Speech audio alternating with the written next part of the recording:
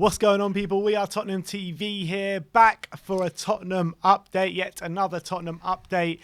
We've got a few news stories doing the rounds on kind of few different platforms, which we'll get to. But the first one is about Christian Romero, from Mike McGrath from The Telegraph, saying that the Romero deal has a long way between Tottenham and Atalanta to completing the deal, expecting to break the £40 million barrier. Then he does go on to say that Tottenham are stepping up their attempts to land Atalanta centre-back Christian Romero. Romero, 23, is Spurs' primary target. A deal for the Argentinian international is expected to break the £40 million barrier should talks progress. And then Alistair Gold did go on to say yesterday, he says, Tottenham feel like the deal for Romero can be done. Levy has given the green light for the deal, and Fabio Paratici is working very hard to finish it. It's good news. Yeah, so what do you make out of it? Do you feel, I mean, at the moment, the noise surrounding it feels like it's a deal that's going to get over the line, doesn't it? Yeah, and it looks like the player wants it. It looks like Atalanta are willing to do a deal with us. Things seem to be progressing quite nicely, so I think it's very, very promising. This deal, I think 40 million is a big price tag, but hopefully, he's still, he's still 23 years of age. So I'm sure he'll be worth it. And I think it seems like one that looks like it's one to get excited about at the moment. Yeah, definitely. And yeah, now we've got one transfer. We've got Golini in the door. We've got Brian Hill in the door. Now we can put all our concentration on him. Yeah, definitely. And there's been a quote from Atalanta defender Berat Jimcity. I hope that's how you pronounce it anyway. And he says, he's talking about Christian Romero, and he says, I don't know if he will stay. All I can say is that he is an excellent defender and a great person. I always feel at ease with him and wish him the best regardless of what happens. So it seems as though he's getting ready for Christian Romero to head out the exit door. Yeah, sounds like it. And there's a few murmurings out of the Atlanta camp, but it seems like they're preparing for his exit. They all decided to look for replacements, stuff like that. So I'm very excited about this. I think Romero will be a very, very good signing for us. I think he's going to really make a massive difference to our defence. But yeah, 40 million does show some ambition that we're splashing that kind of cash. It does make me a bit worried. Excess of 40 million. Yeah, it does make me a bit worried on one aspect. Is like, are we preparing for a big departure? But on the flip side, it's very good that we're willing to spend that money, and it shows that we're willing to be serious this summer about sorting out that defence. All right, so good news on the Romero deal. Let's hope this progresses even more nicely this week.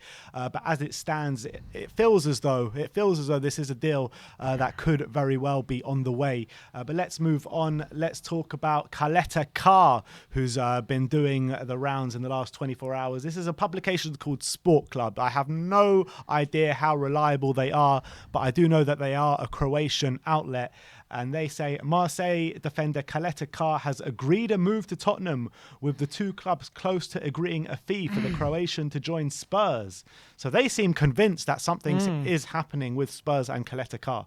Yeah, which is weird because, with all the other... He hasn't really been rumoured too much to be joining Tottenham. All of a sudden, out of the blue, we're getting rumours that he's agreed a deal. Maybe it's one of those where we've got it in the back pocket in case other people don't like the cup final. Huh? Like the cup final. What do you mean? That's what Mourinho kept saying throughout the season. In the back pocket, exactly, for later. Maybe it's just one of those, we're going to go for Koundé and Lacroix, and if they don't work out, maybe he's one we'll look at near the end of the window. Maybe we're already talking to some representatives and tentatively talking about personal terms, and maybe that's all they're talking about, agreement on personal terms. I don't think it's an agreement with Marseille just yet, but he's one where, if you've seen recently, his compilation of long passes has definitely been doing around. Very reminiscent of the Toby Pins. Yeah, even better, maybe I would say. They seem to absolutely pinpoint his passing. He's 23 years of age. Didn't really get, didn't start every game for Croatia at the Euros. So, they preferred Vida and Lovren. So take that, whatever you will. But he seems to be a promising defender at Marseille, who they rate very highly over there. Yeah, but it's also worth noting that Ali Gold did mention him yesterday and said that from what he's hearing, Spurs don't really hold too much of an interest in him. Yeah, so I just think it's one of those where we might be just because we know Paratici, that's how he likes to negotiate. He likes to negotiate for multiple players, and then once he's got them in the balance, like, he goes for the ones he really wants. So maybe it's just that kind of thing where he's got him there negotiating, but he's not going to go for him just yet. Do you feel it could be a kind of rumour put into the press to make Atalanta sweat a bit? I reckon it's more could be a rumor to try and get kind of draw more offers out for him.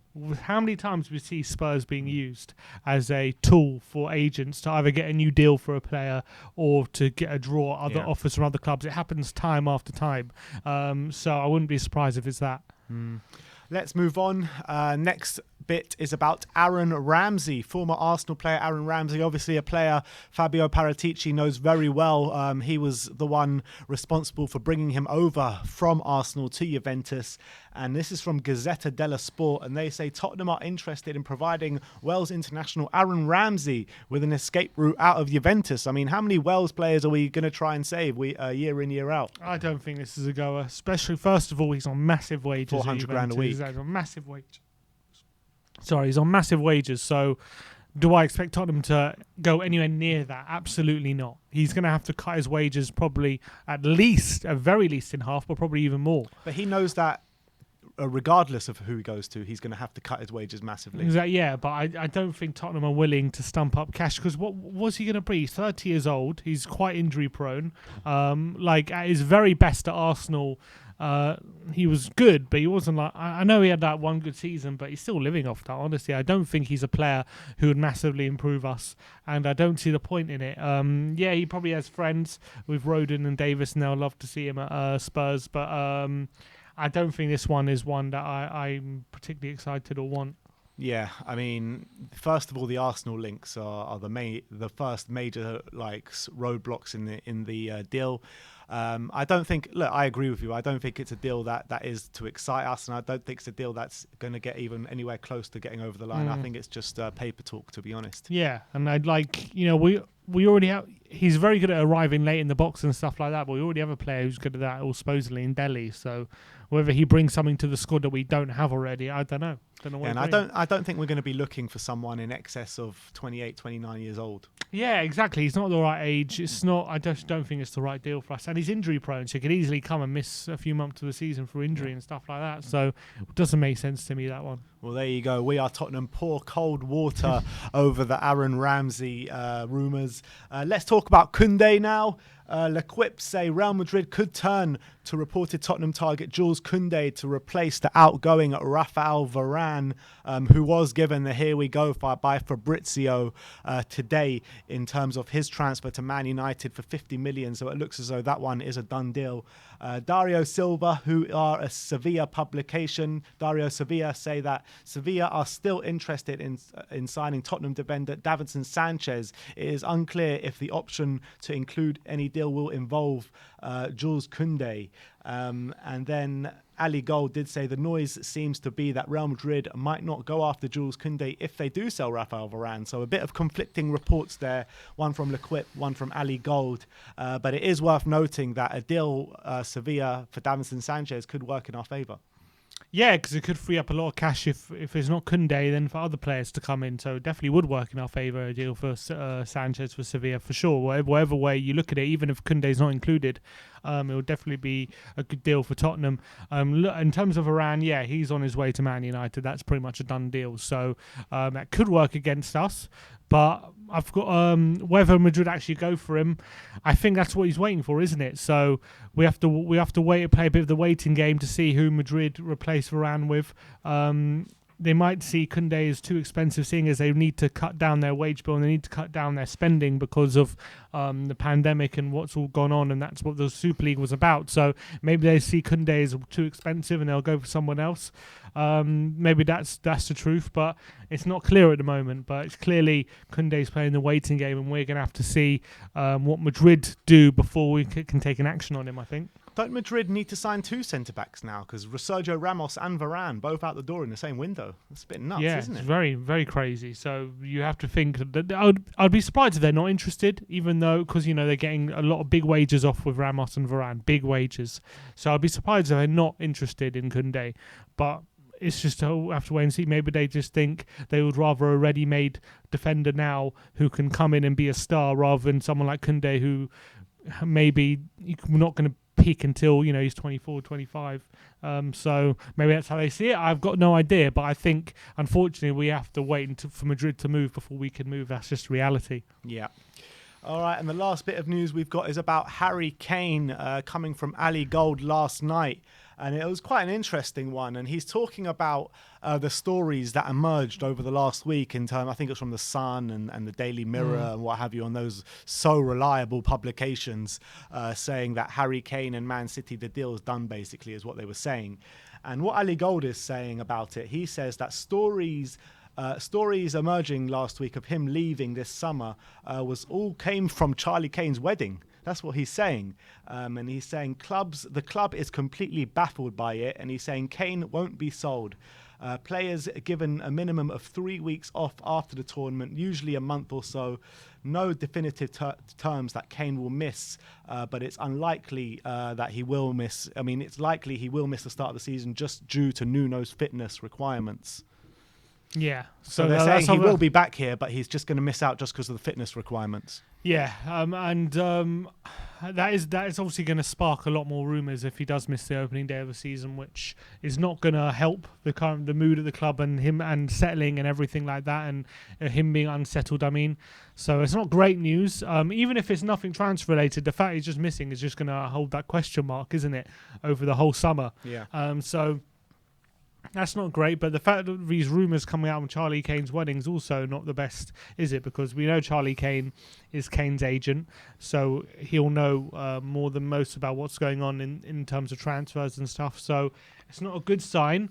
But what the club's supposed to do, they can't control what news comes out of the wedding and what's being said and what rumours are spread at things like that. So there's only so much the club can do to put a lid on that. Was that Sun journalist at Charlie Kane's wedding? That's what I meant. That's probably, maybe that's what he's thinking. Maybe he's been told by Charlie Kane or someone there that Man City are prepared to pay the price, but it's hard to know. It's hard to know what the truth is.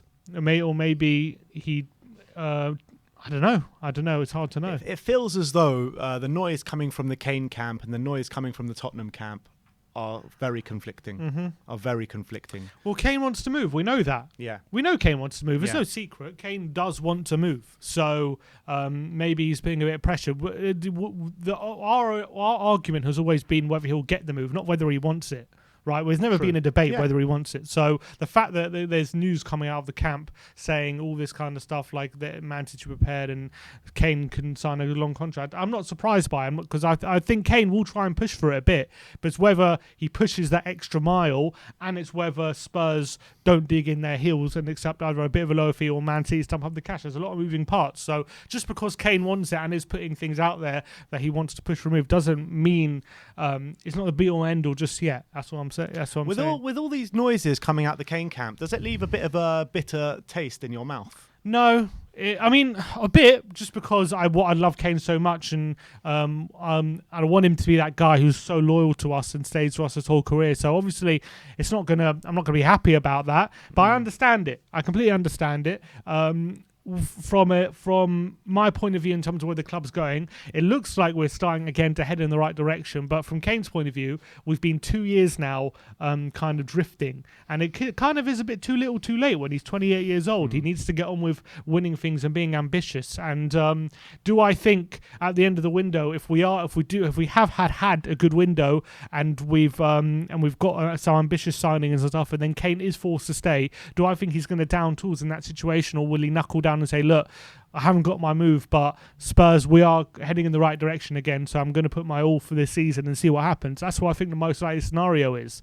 But doesn't mean that right now he isn't thinking, I want to be at Man City. Tottenham, I can't guarantee right now, even though if we are heading in the right direction, that we're not going to have another season where, we might finish fifth and, still rebuilding. So does he have another season just to wait around and see what happens? He'd rather move. That's what I think. Yeah. Well, we're going to have to see how this one plays out, and I'm sure the rumours are just going to be hotting up even more well into the season, right until the last day of the window. We're not going to be hearing the end of this, but at the end of the day, we're just going to have to see how this one plays out. This is a clear battle between Camp Kane and Camp Tottenham, and we'll just have to see how it plays out. My personal feeling, how it's going to end up, I'm really conflicted because the way I'm seeing Tottenham move in this transfer window, signs do tell you that we are kind of maybe getting a lot of money in from a player. But on the flip side of that, maybe we've moved on from that period. Maybe we've moved on from that Well, period. you got to I don't remember, know. we got a bit of money in for Foyth, haven't we? We've got, obviously we saved a bit of money by putting Lamella in the deal for Hill. Big wages off the bill Big as well. Toby Alderweireld, we're getting Lamella. 13 million and big wages off the wage bill. If we can get money for Sanchez as well, I mean that probably covers a bit of the Hill fee and some of the Romero fees. So I think right now the money we're spending as of now, I think is covered without Kane. But it's whether on top of that, if we make big moves later in the window, Koundé for 50 million and stuff like that, then you got to start saying, is this money coming from somewhere else? I think right now I'm not that worried, but I think it's just we'll see later in the window what happens. Yeah.